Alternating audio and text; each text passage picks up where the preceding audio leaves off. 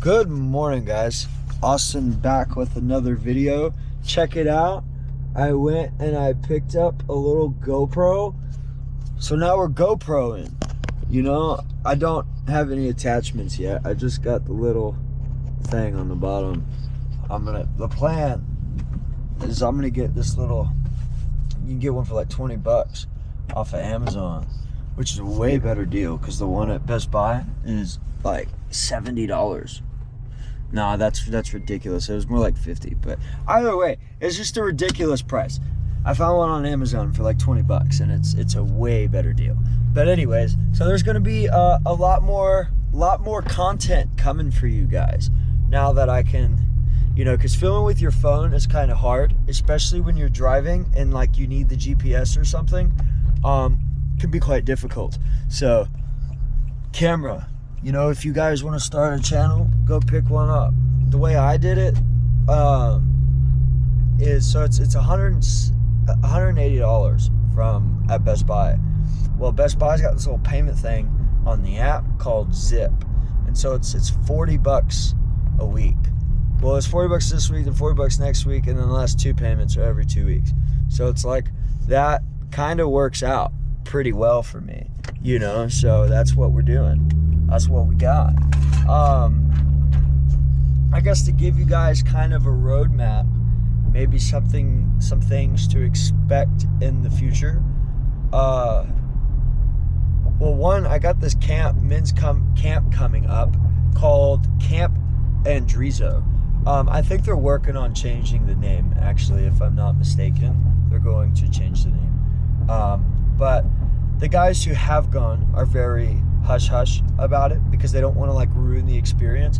But apparently it is just this, like, I guess you could say bespoke men's camp that is designed for men to come together as community and to come closer to God. But every man who's come back from it has said that, you know, it's been absolutely life-changing, and most of the men who do go to it end up also going back to serve at the next camp. So we'll see what happens. I'm excited. I know the Lord is going to teach me a few things throughout this camp, and honestly in preparation for the camp. So over the next 2 weeks, I have to read the story of King David. If you guys don't know who King David is one of God's anointed. He also, like, I don't know. Wow, the sky just looks beautiful. I don't know if the camera will pick that up, but it just looks amazing. But I don't know if he started the line of Jesus. You know, like the line of Jesus goes way back. But like the Davidic line is in reference to King David. You know, like he's Jesus' ancestor. Anyways, he's God's anointed. But I have to read the whole story in preparation for it, which is First Samuel chapter 16, and then it's all the way through 1 Kings. I got to read that. And the prodigal son, I am the prodigal son. What a story. I'm going to do a dive into that and share with you guys. I think that would be really wonderful. And then I got to read this book called Fathered by God. I don't remember who the author is. When the book comes in today, I'll show you guys. But anyways, I'm going to, I don't know if I'm going to do long form content or shorts, or maybe a mixture of both. But what I'll do is I'm just going to share revelations and what the Lord's putting on my heart and whatnot. Now, when I go to this camp, I don't know if I'll be able to take my GoPro and film. Well, no, that'd probably not be a good idea. Let me focus on God. I'll take notes and I'll share with you guys whenever I get back. And if I can maybe capture like some cell phone video of some moments here and there to post, then I most definitely will. But in this video, man, I don't really have much planned. Actually, I'm new to this. I don't really have a lot planned in general. But today, man, we're just gonna go fishing. We're gonna go do some fishing. There's a park I'm exploring. It's called Armand Bayou. I don't know, I'm not familiar with it, but I know there's saltwater fish come into there because it spills out from the Gulf, and then you've got, you know, the lake, and then it goes into the bayou and all that. So you get some pretty big fish that go through there from what I've seen. So I just want to see, you know, what I can catch. I don't really think my pole's going to catch too big a fish, but I would like to catch something. And then I'm going to share some scripture with you guys later, probably in the next couple hours. You know, just waking up and all that, trying to gather my bearings. So right now I'm on the way to the park. We're going to dive into some scripture. I'm going to spend some time with the Lord. If he gives me something to, you know, on my mind, reveals something to me, well then, you know, I'll share with you guys. If he gives me something to share, I'll share. But yeah, if you guys just want to come along for this kind of journey, there's going to be there's a lot of journey really to be had. But I'm making a lifestyle change, you know. For 23 years, this has been my life. Going to the grocery stores and, well, I mean, I'm 23, but that's besides the point. Anyways, you know, you go to all the grocery stores, you do this, that, and the other, and then personally, I don't want that kind of life. I don't. I want to grow my own fruits and vegetables. I want to learn how to hunt and how to fish, and to really, you know, live off the land. I think it's a dying way of life, and it's a way of life that I would like to live, you know. So I think that would be pretty cool. And so basically everything I'm doing right now is kind of, how do I gain the knowledge and skills? How do I make connections with people that can teach me how to do these things? You know, because growing up, I went fishing as a kid, you know, and that was cool. I was like 5 or 6, and maybe a time or two here and there after, but I didn't really grow up fishing, you know. I didn't go fishing enough to say I grew up fishing. Never been hunting. I have shot guns. I'm pretty good at it, surprisingly, because I didn't grow up shooting guns. So for someone who I've only shot guns a handful of times. You know what I mean? The most of the gun shooting I've done is playing Call of Duty. You know, and that don't count. But I'm a surprisingly really good shot, you know, and I've always wanted to go hunting and to learn how to do that and to just experience it and see what it's about. And, you know, and I want to do that. I've got family, you know, that I ain't seen in years, like that you know, has got chickens and cows and pigs, and they got their own little farm or whatever. But I don't know anything about it. You know, I just know that it's a great way of life, and it's like, it's a way of life that I can use to not only provide for myself, but my family, my community. Like, I'm talking about blessing my community, not selling, but blessing my community, you know, with the stuff that I grow and the products that I make. You know what I mean? And then there's also enough to sit there and go to market. You know what I mean? So I can provide, bless, and earn all in the same kind of work, you know? And I never have to not spend time with my family. Like, I get to do all of that with my family and the people that matter the most to me and that I actually care about. And I get to spend time on the things that matter, you know? So everything I'm doing right now is, one, just to kind of promote and encourage those habits and that lifestyle, you know? Because obviously I don't know what I'm doing. So, you know, the more opportunities I can create for myself to make a connection or, you know, experience something, then that is what I'm going to be doing. Like, later today, we're going to go to Bass Pro Shops. Again, I went yesterday, and I actually got approved for their club member card. I got approved for $300. Cool. I totally thought they were going to tell me no, dude. Like, and then one thing led to another there. I got to be wise with it. You know, got to steward this properly. But I need to go get some worms and stuff. You know, I need to get some creature baits.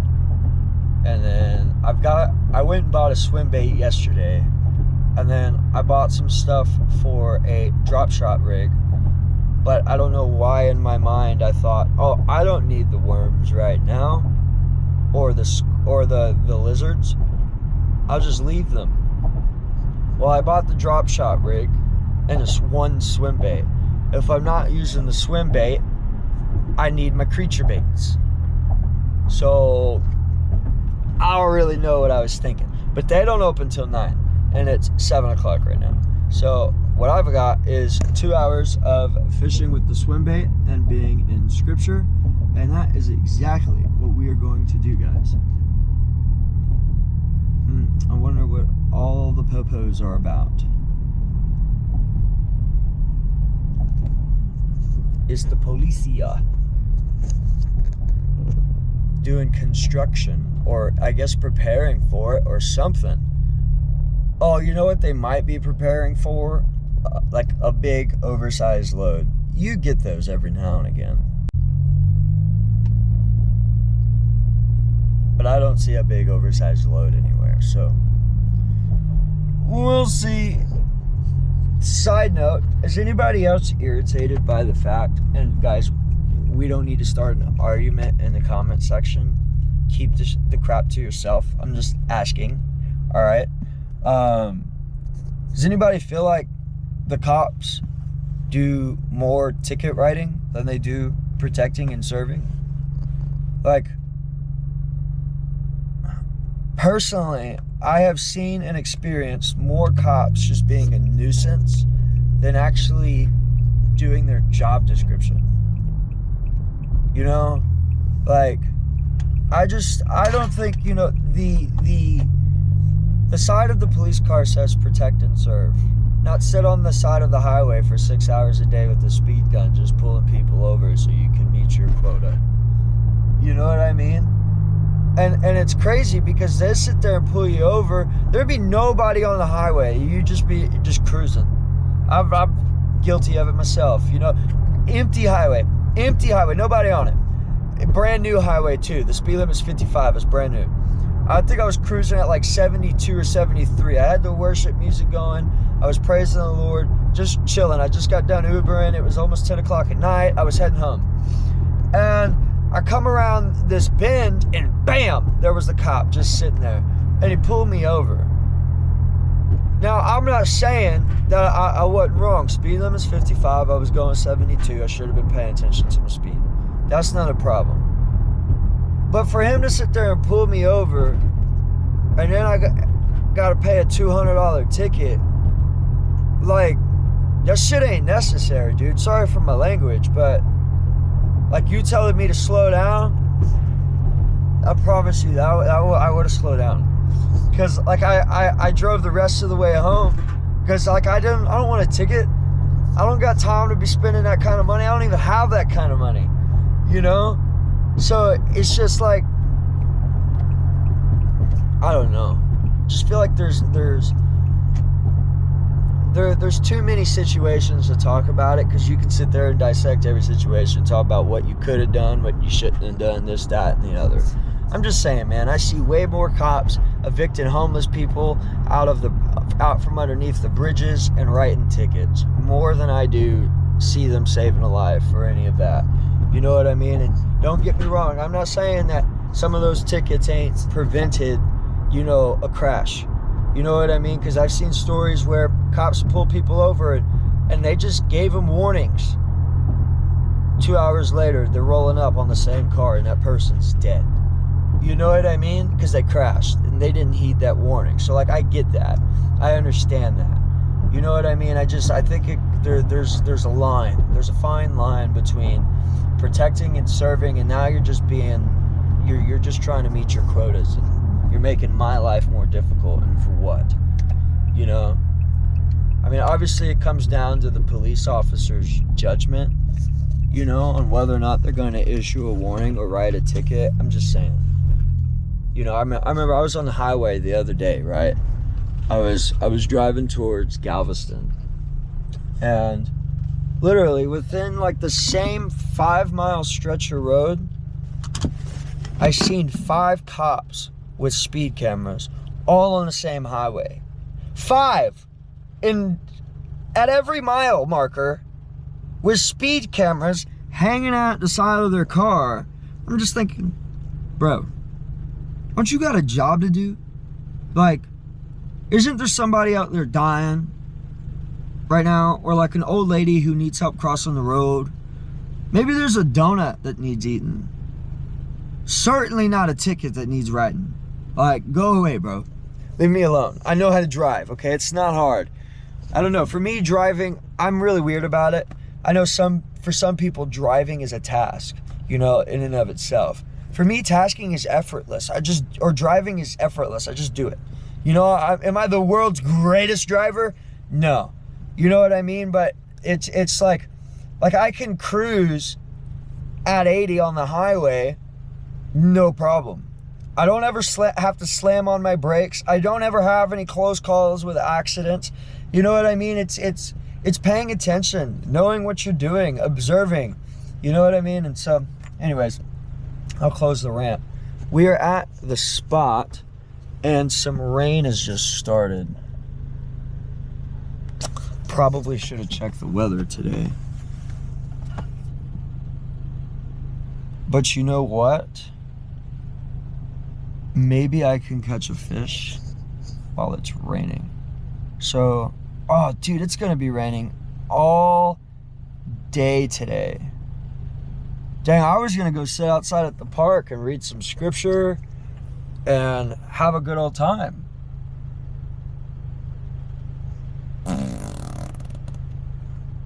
I guess we'll see where the day goes.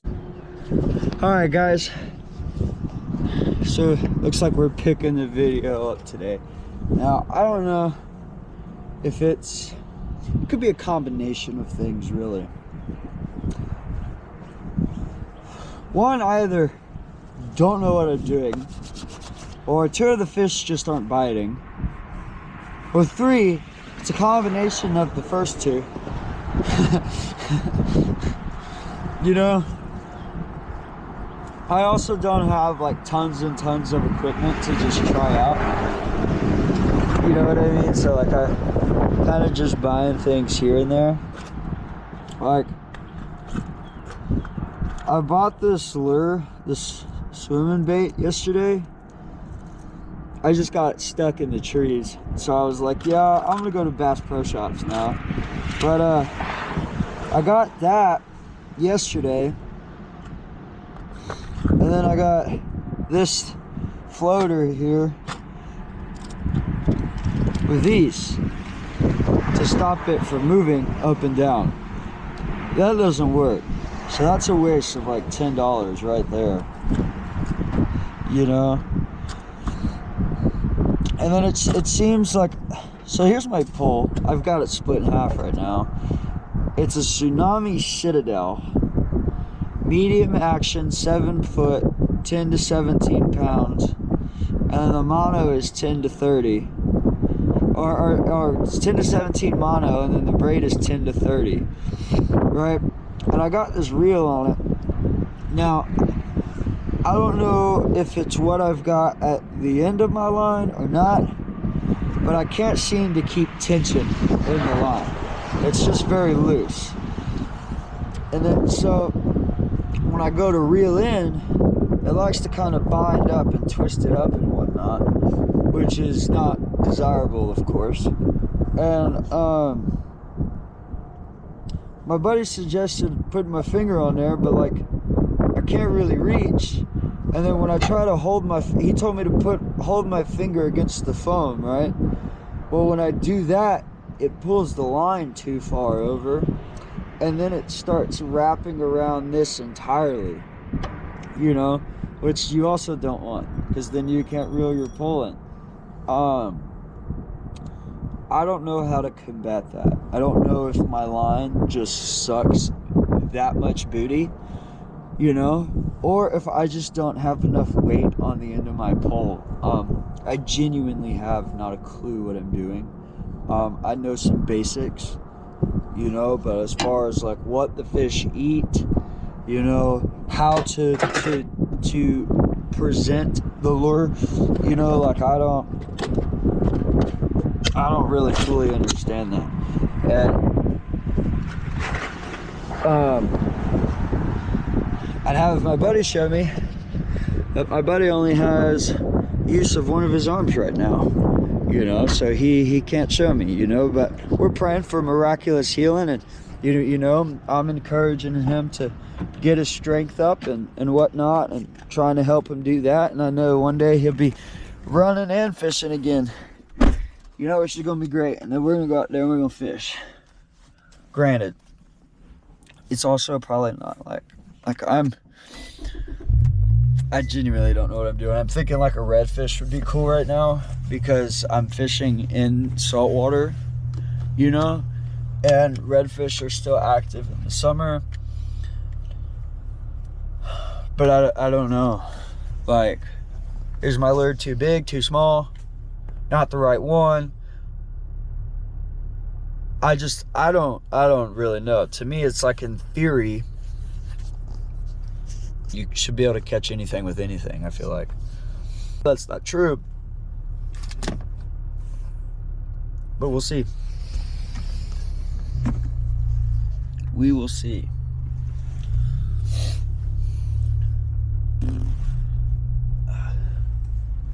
All right, where to next? I don't know. I'll pick this up somewhere else. All right, we are now at the beginning of the next clip, I suppose, of whatever you want to call this journey. I don't know. I'm kind of just doing whatever. I just left Bass Pro Shops, and I got me a new fishing pole. I'm gonna show you guys the one I bought from Walmart, because the one I bought from Walmart, no, it's just not good. I mean, granted, I ain't gonna spend a pretty penny at Bass Pro either, because I'm new. I'm a new angler. You know what I mean? I'm new to this, so no sense in spending a crap ton of money. Plus, they only gave me a $300 limit on my card, and you still gotta buy like bait and all that, you know. So, got to be smart, you know. Got to. Anyways, yeah. So I bought a fishing pole. I'm gonna show you guys that when I find a spot to go fish. I got fishing pole and a reel. I decided not to do a rod and reel combo. I also got a lot of questions. You know, one thing led to another. I was in there for 2 hours, dude. 2 hours I was in there, which is crazy because the time really just kind of flew by me. Is this, you other Bass Pro shoppers, is this what happens when you go to Bass Pro? You get there, and one thing leads to another. You've been in there for 2 hours. Dang, I can't set my camera up nowhere. I was about to say my phone. I need like a car mount. A car mount would be sick. I also need to get the one with the screen so I can see what I'm pointing at and what the frame looks like. Because it's a total guessing game at this point while I'm filming. You know, I'm pretty sure we're good. I'm pretty sure. I don't know what the audio is going to sound like either, because you can't put a mic on this. But we're trusting the Lord for some good, clear audio. Now we go find a fishing spot, which, mind you guys, I'm not in like this just big, luscious place that's full of water. It's mostly salt water, but there's this Armand Bayou. That's where I'm going back to, because it's not raining. I wish the sun would come out, but it has not come out yet. So we wait. Oh, you know what? Dang, you see, this is why we need, I'm gonna need a filmer at some point as we progress, because then that really frees me up. I suppose I really just need like a car mount, something I can use to mount in my car and on get a chest mount. That would be great.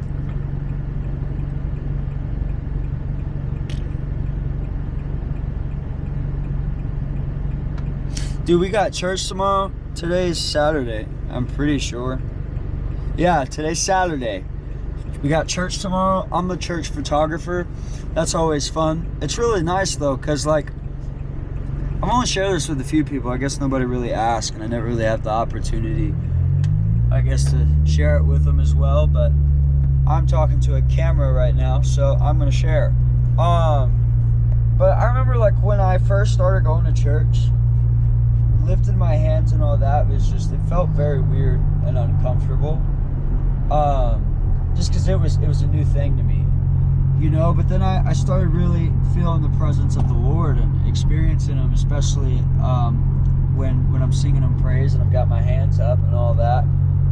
You know, and I remember for about a year or so, you know, I just, every Sunday morning I'm in there and I'm praising the Lord, I'm worshiping, my eyes are closed, and I'm just, it's so amazing, you know. And I'm just like, I'm experiencing the Lord in such a way, I'm thinking, man, everybody must be feeling the same thing I'm feeling right now, you know. And so now I'm behind the camera, and it's like I'm worshiping the Lord and praising Him all at the same time. You know what I mean? Behind the camera, I'm still singing to Him, lifting my hands and whatnot. But now I get to see everybody else's interactions with the Lord, and I get to capture that. And it's like everybody's experiencing it from their own perspective, and I get to have like an eagle-eye perspective plus my own. So like, I'm worshiping the Lord and I'm singing praise and I'm feeling, you know, His presence and all of that, and I'm having that perspective, my own perspective of the whole experience, right? But then I'm also observing everyone else, and it adds so much more to how I experience God, especially in church, you know. And it's so beautiful, man. Like, I can't tell you, like, a few weeks ago I went to the women's brunch that the women hold. It's a life group, and I did some photography work for them, for the Instagram and whatnot. And I came to shoot, you know, and they had the worship music going, and the lady was preaching and whatnot. And you know, when they had the worship music going, man, just seeing how the Lord was moving through them, you know, and then He was moving through me, dude. I felt so moved, you know. And I literally crouched down behind this little wall that we have that kind of divides the two rooms, and I just start crying, man. I just start crying, you know. And it's like, in a good way. But that just didn't, that kind of stuff didn't happen before I picked up the camera, you know. And I get to experience God in such a different way that other people don't, you know. And that's not to say I have something somebody else doesn't, because that's certainly not the case. But it's really beautiful, you know. And I never picked up a camera before a year ago, which is crazy, dude. So like, I don't know, man. It's definitely pretty interesting. I gotta find this creek so that I can, not creek, bayou, so I can go. I mean, is there even really a difference other than the size? Water's water, right? Is water wet? Don't answer that. I'm really curious to see how the audio comes back. Whenever I go, yeah, I'm totally going the wrong way. I gotta make a U-turn. Look at all these cars. Dang. Now we sit here and we wait, guys, for an opening. And while we do that, dude, I could put a little sticky thing right there. Oh, where's my pocket knife? I've got one around my waist, but I had a little knife clipped up right here.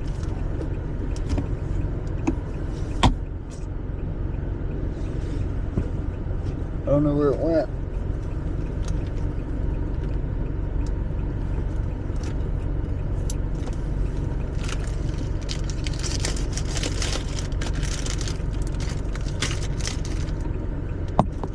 There we go.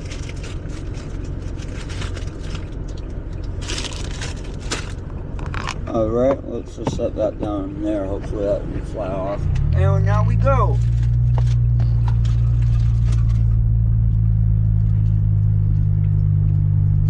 Oh, can I put you guys in this little... I don't know.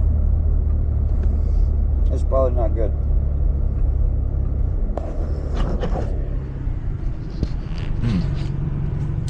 You know what would help? If I use modern technology the way it was designed and use this screen on this car. It's funny because as useful as this technology is, I don't like it. I miss my truck. I had a 2001 Silverado. Guys, when I tell you how much Jesus has been working on me, somehow, when my ex dumped me, before I met Jesus, like right after I met God, I hadn't given my life to Christ yet, but I was pretty sure I'd met him for like the first time. And I told my girlfriend about it the next morning. 2 weeks later, she was breaking up with me. You know, which is fine. I don't care. You know, she served her purpose and I served mine. No big deal. I'm trying to regain my train of thought and where I was going with that. I probably just cut this clip out.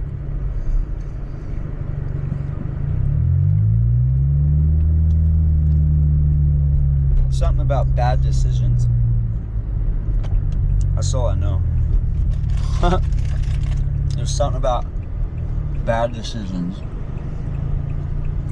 I was pretty sure it has something to do with money. I don't know if this ever happens to you guys, but I'll be talking, and out of nowhere, bang, mine is just blank.